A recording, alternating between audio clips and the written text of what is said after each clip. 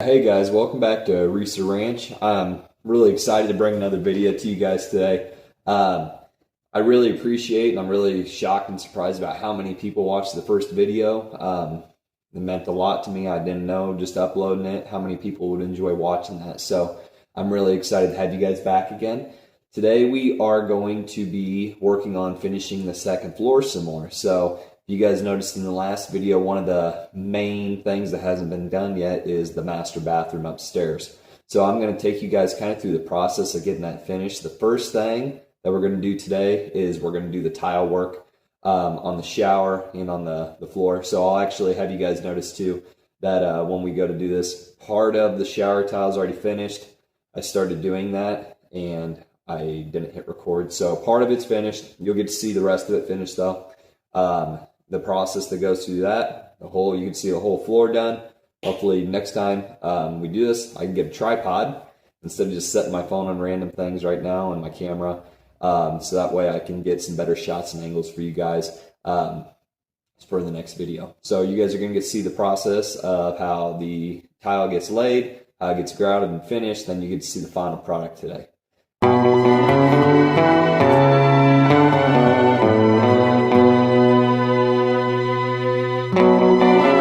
Okay, first thing before you guys see me get to work today, these are the things that you guys will most likely need if you go to do this work on your own, or this is at least what I used. This white bucket up here, that's just an empty bucket I had left over from the lower floor. So this bucket down here, I actually got at Home Depot, this acrylic pro.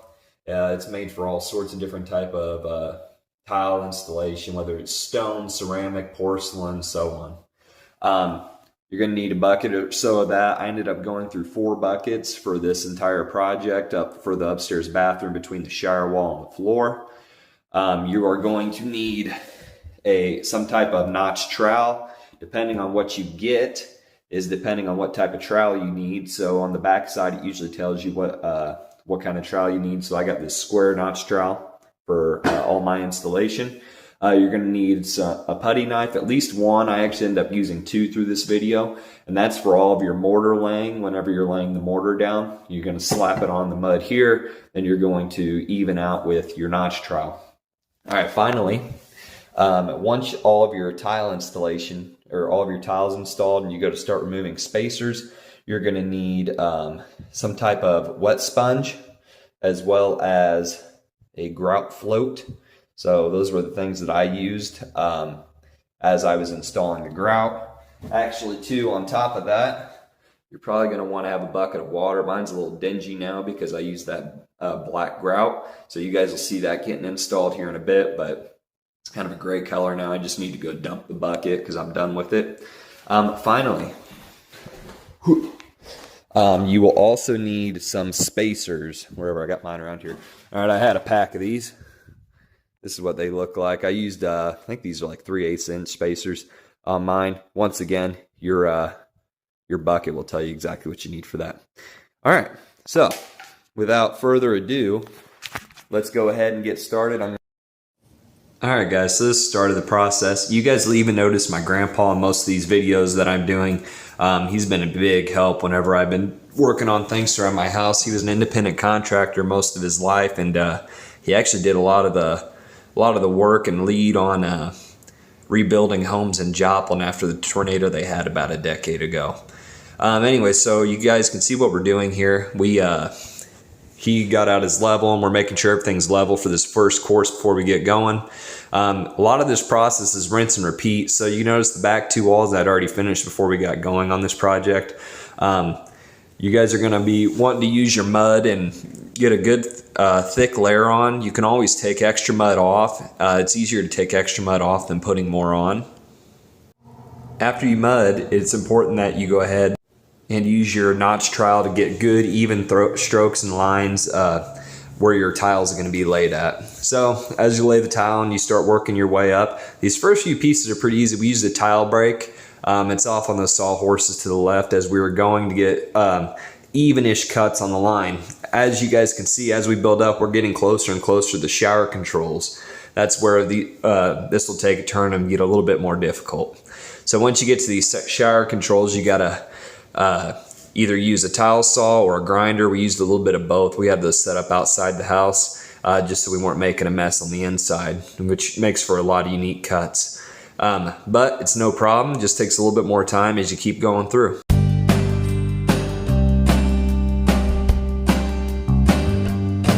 You guys can see here, I'm just messing with the shower controls. The reason that I'm doing this right now is I'm coming through and I'm just checking the tightness so that way we don't have any leaks in the wall later on. Whenever I finish the downstairs, we got everything all finished and sealed up in the wall, and I noticed a little bit of a leak coming through the drywall, so I had to go back through and bust a hole in the wall and open that back up to tighten those shower controls. So I was trying to stay a little proactive this time and keep everything nice and tight before we seal everything in.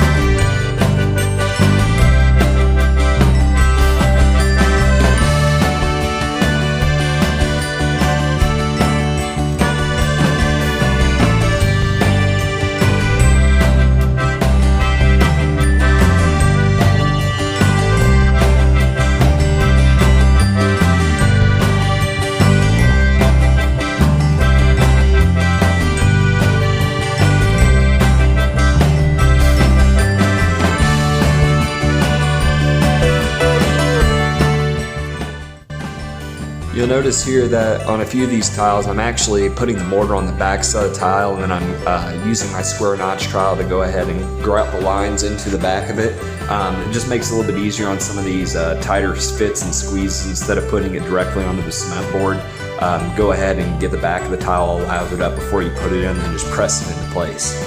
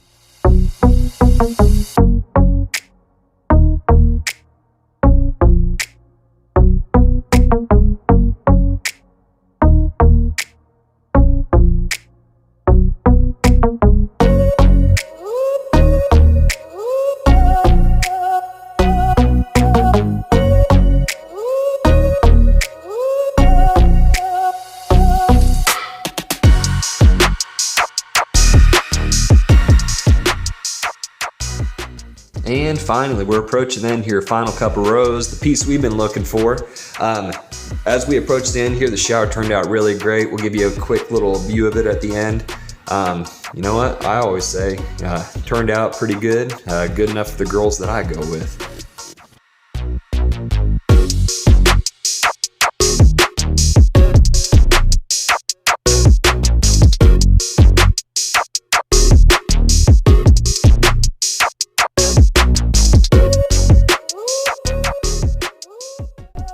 Alright guys, now we're on to the next step in the process here. So as you see, I got my knee pads on, and no, that's not just for fun.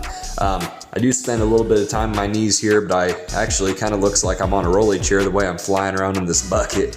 But actually what we're doing here is we're laying the floor now, the floor tile. We went with this white striation looking ceramic tile. It really turned out great looking in the end.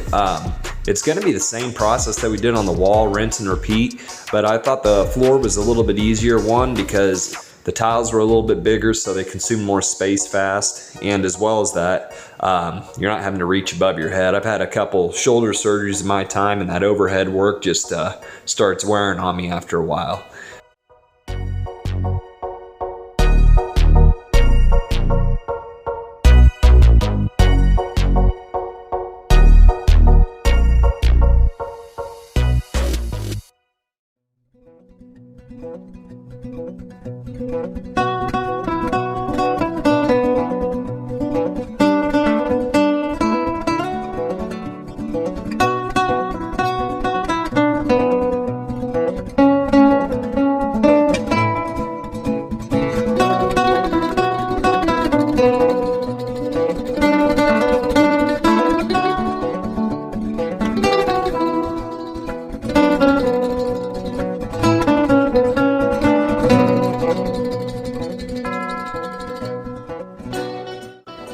a lot of people might be wondering here why we're working in like this diagonal fashion instead of working row by row across the room.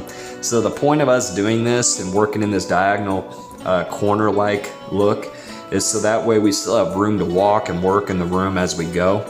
Just like the shower wall, we're putting spacers between all these tiles as we go.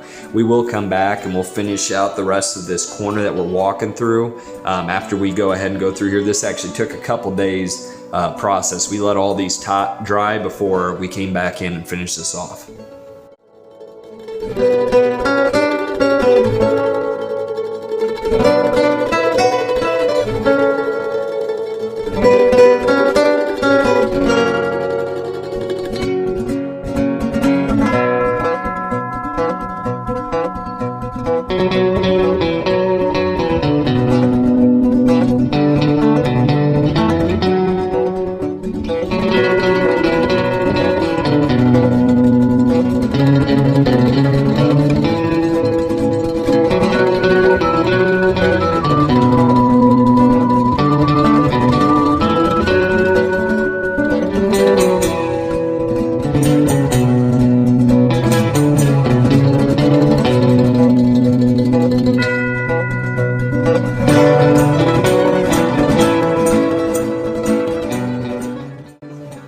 Okay, welcome back to day 2 of the floor laying process. So as you can see here, I kind of snuck in here and got to work before my grandpa came by. He ends up catching me working on this here in a bit. I do appreciate his help, but sometimes I try to get a little bit of work in before he can come in and tell me if I'm doing something wrong.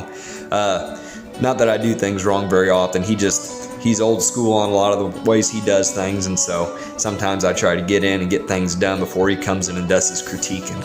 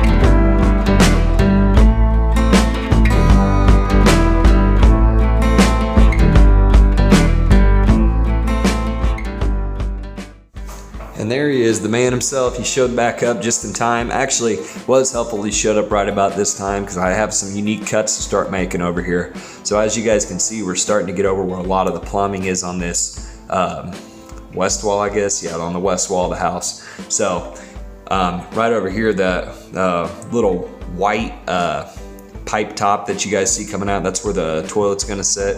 And right where I'm mudding up right now is about where the bathtub's gonna sit. So all these little unique cuts coming in here and a little slivery tiles working up against the wall. So I do appreciate them coming in and helping now.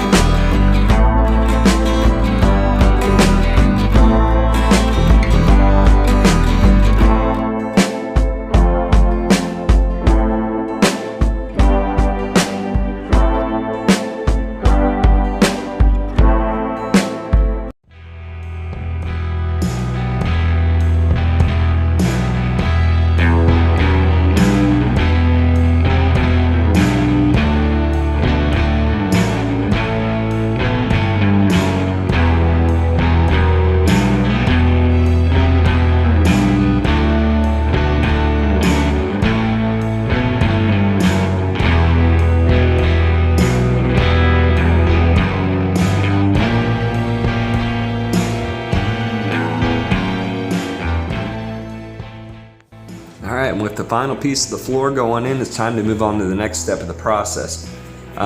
Whoa, what happened to your shirt there, Jesse? Sorry about that, guys. Actually, I was grouting on my way through, and I was wearing a shirt that I liked, and I didn't want to get black grout all over it, so I went ahead and took that off. So guys, with the grouting process, as I'm going, you guys can see it's pretty easy. You just go ahead and you put some of that grout onto your grout float, and you go ahead and push it into the joints. I was also using my putty knife here to get the joints in the corners. Before I get too far along, I go ahead and I come back and I sponge off with a clean bucket of water all the grout residue off the wall. The important part of that is if you get too far along in the grout process, and then let's say I do the whole shower and I come back and try to finish it and sponge it off later on, it's just going to make it a whole lot more difficult to get that grout residue off. So as I go along throughout this, you'll see me go back and use that sponge to wipe away that residue pretty often. So in the rest of this video, guys, it's just me grouting. I'm going to show you guys what it looks like me grouting the shower and then finishing off the floor. And then towards the end, you guys are going to get to see the finished product of the shower wall and all the floor tile. So I hope you guys stick around, and I hope you enjoy the rest of this video. Thanks for watching.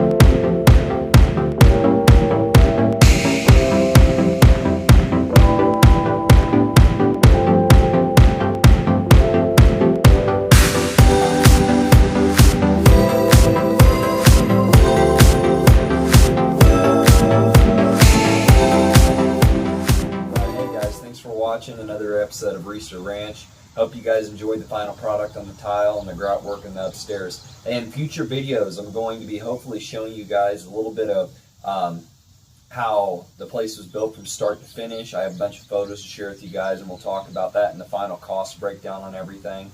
As well as I plan on showing you guys the finished final product of the bathroom once it's all done, as well as the second floor. So I really hope you guys have a great day, and I'll see you guys in the next one. Like and subscribe. Thanks.